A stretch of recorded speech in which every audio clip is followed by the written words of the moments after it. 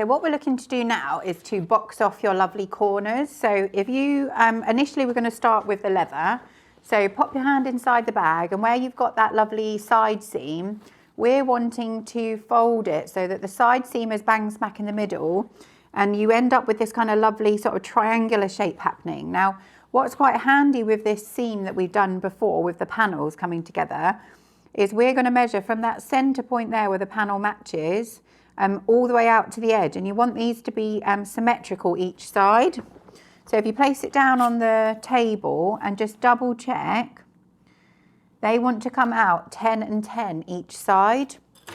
And then what we're going to do is we're actually going to sew all the way along that bottom or that seam there. So back and forth at the beginning, all the way along to the other side. So you end up getting this lovely sort of three-dimensional shape starting to be created. So we're prepping each side in exactly the same way. We're going to be turning the bag so it goes to the right way round. And from your center front, we're going to reference where these lovely handles go. So we're going to be baste stitching them, which means kind of a preparatory stitch so that it holds it on in preparation for then the next line of stitching coming in. So we've got reference points from your pattern. So I want you to match the center seam with the center front where you've done that. So making sure that the drawn line is sitting where the seam line is. And where you've got those little marks there, we're just going to be doing 2 tiny little cuts into the leather, no deeper than about sort of 1/2 centimetre long. Same vibe on the other side. So this is going to reference where your lovely handles go. And what I sometimes do is then use the reference points by matching the back of the bag up against it and just doing the notches through the layers. So that way you don't have to fiddle around with the pattern again. This lovely handle is going to end up poking up like that. So you want to put the right side of the handle down onto the right side of the bag, and making sure that it's sitting just in between those 2 notches, and just put again another quilting clip on. And when we sew this is just going to be like a 1/2 centimetre seam allowance, so that it just kind of base stitches it onto the bag itself. And then the next bit of prepping that I want you to do is your lovely side seams that you've done on your lining that we just did. We're going to be getting the glue again, or by all means use an iron if you would rather press the seam open with your iron. So the glue goes onto the facing all the way along that side seam, and then just opening it up. And then you're going to do exactly the same theory on that bottom seam as well. So you're going to splay that open again, put a little bit of glue.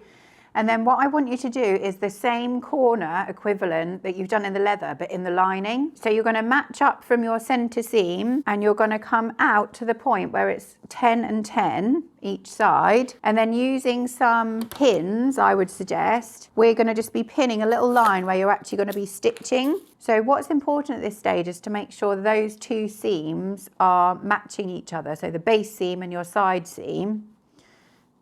So they want to be dead center of each other. And I always tend to mount the pin head over to the right hand side, so that when I'm sewing, when you're approaching it, you can take it out from sort of in front of you. So that means, hopefully it means it's not going to be really hard to take them out.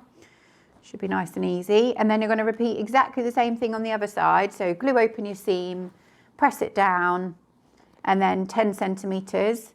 And we're just going to sew all the way across those, and then we're almost at the final stages of construction. So we're now going to be stitching all the way down here, so basically dead center of this seam. So take the quilting clip off, and then a few stitches back and forth. It might be a bit chunky going over all those seams, but just put your finger on the front of the foot if it needs it. So that's that side done. Then you'll repeat exactly the same thing on the other side. And then the next bit that we're going to do is just base stitching the handles onto the front and back of the bag. So where we've done your lovely notches there, we're just going to do a 1/2 centimetre seam allowance in, a couple of stitches forward and back, beginning and end. And this just preps it ready for your final stitching, which is when you put the lining and the facing onto the outer of the bag. And then you repeat exactly the same thing on the other side. And then the last bit of stitching that we're just going to be talking about now is doing that lining base seam as well. So we've got the pins in place. So take the pins out before you actually start sewing, but get the positioning exactly right. Forward and back.